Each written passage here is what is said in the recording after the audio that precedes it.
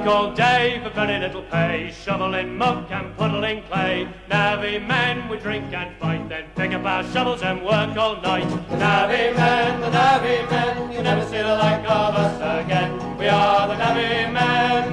We built the cot from end to end, some were straight and some had bends. People came from all around just to see us build a 20-mile pound. The navvy men, you never see the like of us again. We are the navvy men. Hillsides large we couldn't go round, so we dug out tunnels under the ground, long and short with air vents too, just to get your narrowboats through. The navvy men, you never see the like of us again. We are the navvy men. Building one tunnel we lost 16 men, but we had to go back in again. Could not stop to kneel or pray, 'cause if we did we got no pay. The navvy men, you never see the like of us again. We are the navvy men.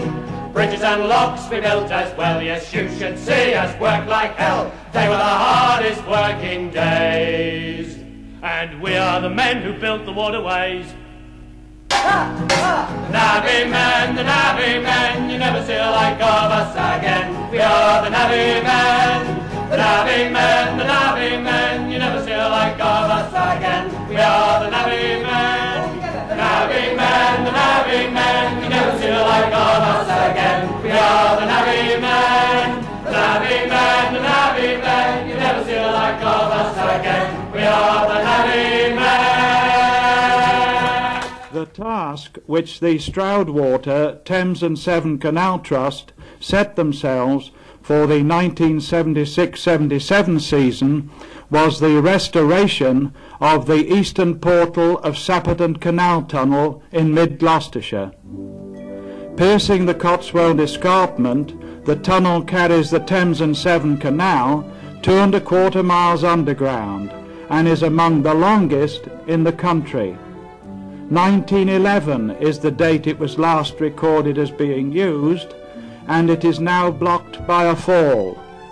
Construction on the tunnel began in 1784, and the first boats used it in 1789. The ornate entrances to the tunnel were such splendid examples of architecture that the Trust decided to launch an appeal to restore the Coats portal to its former glory. Now no original drawings exist of the construction, and it was known that another hard winter would see the loss of this fine masonry. So the Trust engaged stonemason Bruce Russell from nearby Tetbury to carry out the reconstruction, and immediately immersed themselves in a frenzy of money raising to meet the required cash flow. And this sale stall was just one of the many ways in which the Trust raised the money. It was manned, whatever the weather, serving to focus attention on the work and to give information to the many hundreds of visitors who came to watch progress.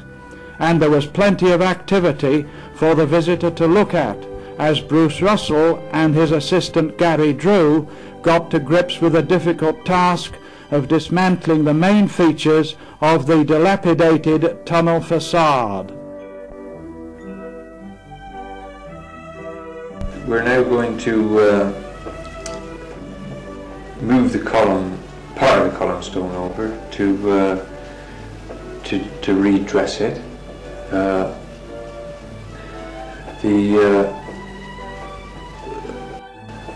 Part of it is needs repairing, but also to help clean it down, we hammer and chisel it over so as we can take a lot of the weathering and that off, so as we can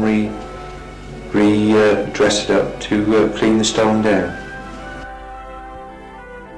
We're hitting a lot of the loose stone off to see if the stone is worth keeping, or if it's in a bad repair, which a lot of this stone is in the centre here, we're going to take out and repair with a new stone.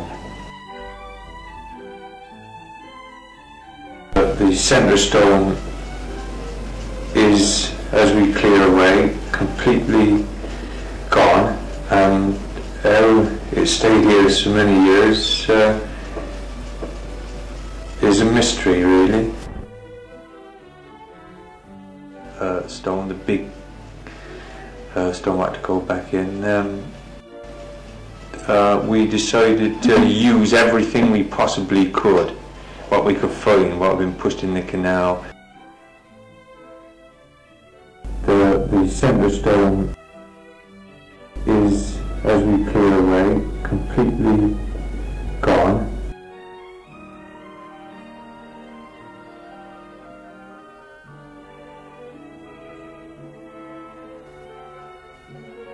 How it stayed here so many years is a mystery, really.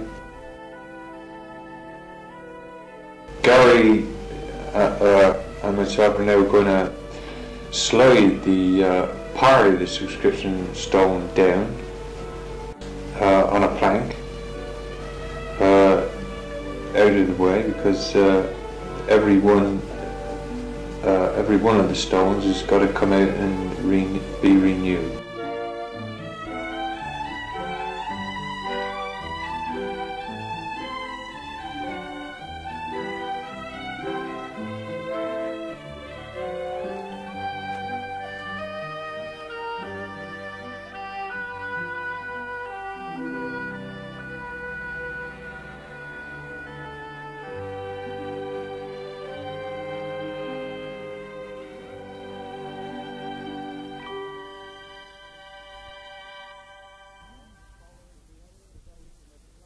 Meanwhile, following the excavation of tons of silt and debris, the canal approach was being cleaned out and repaired by WRG.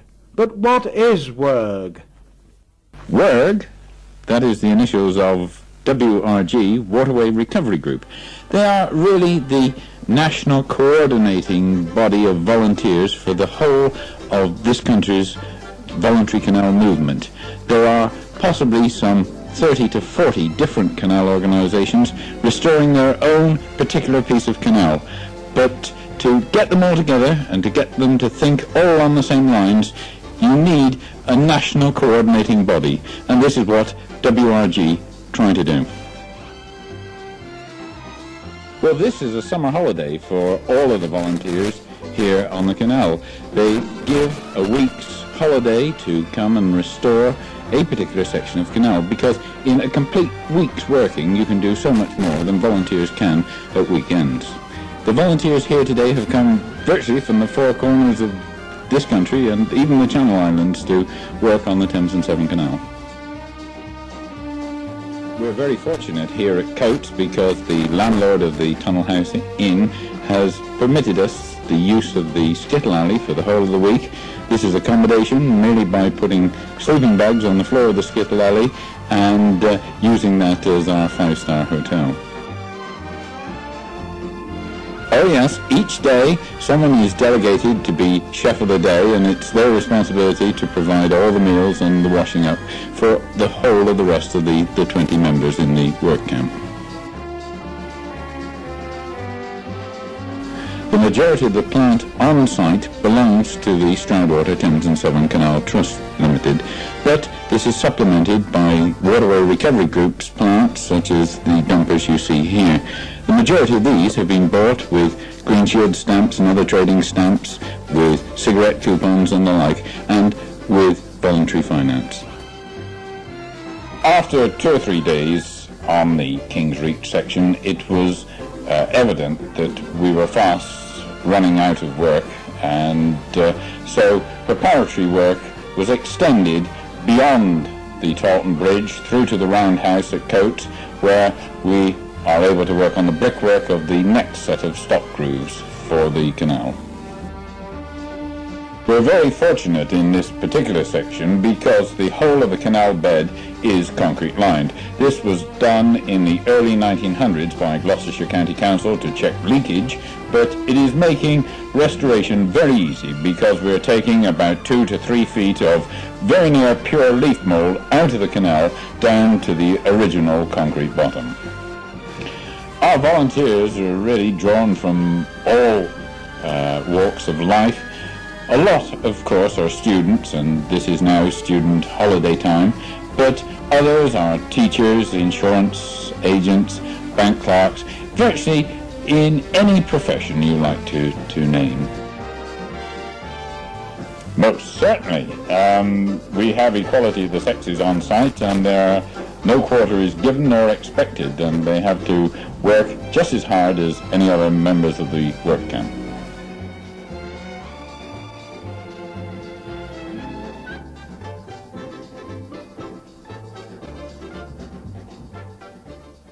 Long after the 20th century navvies had struck camp, Bruce Russell was still hard at work, putting the final touches on the decorative stonework ready for the reassembly of the façade. This is one of the existing corbels what we found on the front of the portal. There were only 5 what was intact. These 5 we were using for patterns, and also, but we're re-cleaning these back up, redressing and cleaning, and going to put these back as as the original, and keep as much as the original as possible. I'm now cleaning these stones down with the drag, which is always the main tool of any banker mason for cleaning stone, dressing stone. Stone being used on the top of the centre of the portal, Goyton stone, which is a different type of stone to the original, but of course, to find the type of stone which was originally used, of course, would have been impossible, because the quarry which these masons and quarrymen years ago found cut the stone, of course, would have been closed down years ago. A wire brush at the end to dust it down, which we used a lot of. Despite the nationwide drought of 1976, the Trust was able to reflood the section from the tunnel to Tarleton Road Bridge, where stop planks had been installed. Throughout its working life, the canal hereabouts was notorious for its water supply problem, but the Trust's action dispelled this myth, for they were able to measure the water supply from several springs in the tunnel. This was a unique opportunity to prove some of the points in the feasibility study which had just been made public, for reporters at the press conference at the nearby pub, the Tunnel House, were able to see this family boat, the first to use this part of the canal in over half a century. The boat is a water rat. It's a 4-berth cruiser designed specifically for canals and rivers. It's easily trailable, and it's been brought here, loaned by the maker of them. As far as we know, it's the first powered craft that's been along this section of the canal for about 35 years. And the thought of the first powered trip into the tunnel in that period is quite exciting. The water in the King's Reach is coming largely from a spring in the tunnel. It's something like 1,000 yards into the tunnel to the spring, and it provides some water into the bed of the canal, even in the worst droughts. When groundwater level is quite high at the end of the winter or in very wet conditions, it discharges up to 3 million gallons a day. Of course, we can't go very far into the tunnel with a powered craft, about as far as the springs is as far as it's reasonably safe to go as things stand. Beyond that, the arching, the brick arch of the tunnel is a little bit ripe, and the first fall is only about 300 yards beyond the springs.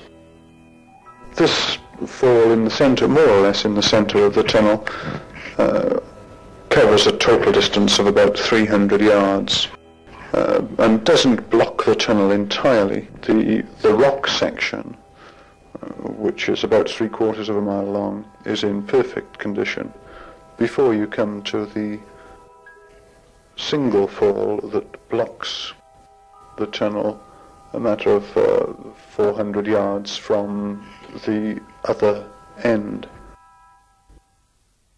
It was throughout the short winter days that the final piece of reconstruction was accomplished. Working parties from other canal societies gave Bruce Russell a hand with a heavier part of the job. We're now going to load all these stones which we've had delivered from the quarry locally for the other wing wall, the right hand side wing wall. As you look at it, the only way to get them down there is manhandling, and we're taking them down to put them as near as possible to the crane to pick up and lower into place. We reinforced with concrete mix, and we put some reinforced irons down in the back as well.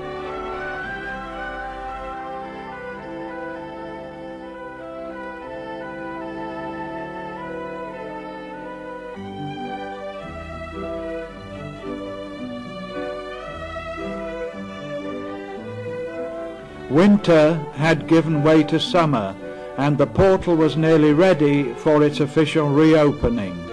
With the scaffolding removed, it was possible to appreciate the magnitude of the task that Bruce Russell had accomplished.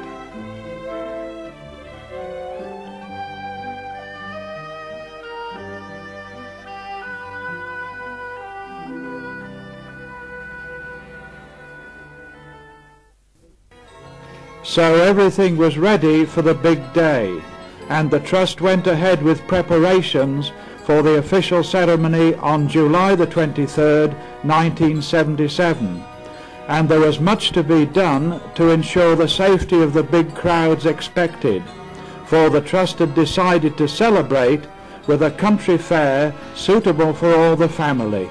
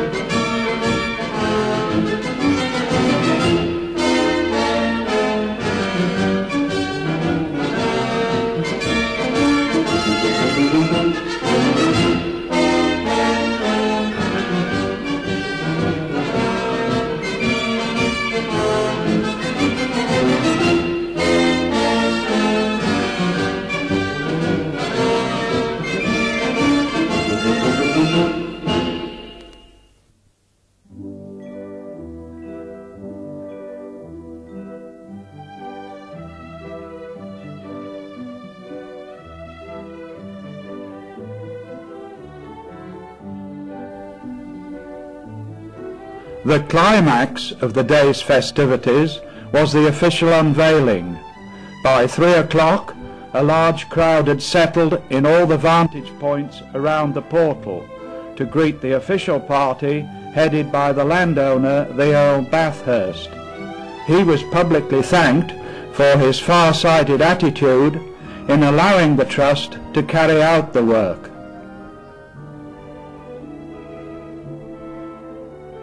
On July 19, 1788, when the original construction was almost finished, George III visited the site, and this led to the section of the canal before the tunnel being known as the King's Reach. And now, 189 years later, we have another splendid occasion as Earl Bathurst unveils the commemorative plaque. Earl Bathurst went on to praise the efforts of the Trust, and in particular those of Bruce Russell, for a magnificent piece of restoration. The crowd heard that half the cost had been met by generous donations, and the rest by methods ranging from the sale of old car batteries to sponsored walks. As a memento of the occasion, the Earl was presented with the first of a limited issue of commemorative horse brasses.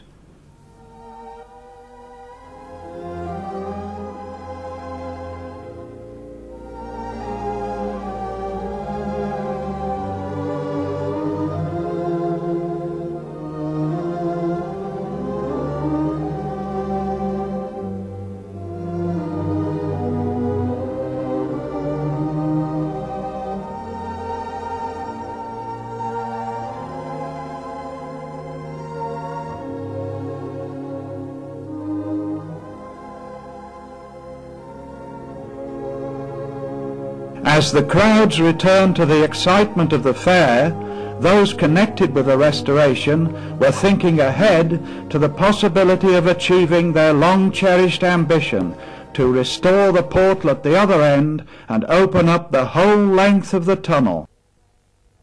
The navvy men, you'll never see the like of us again. We are the navvy men. Building one tunnel we lost 16 men, but we had to go back in again. Could not stop to kneel or pray, 'cause if we did we got no pay. The navvy men, you'll never see the like of us again. We are the navvy men. Bridges and locks we built as well, yes you should see us work like hell. They were the hardest working days. And we are the men who built the waterways,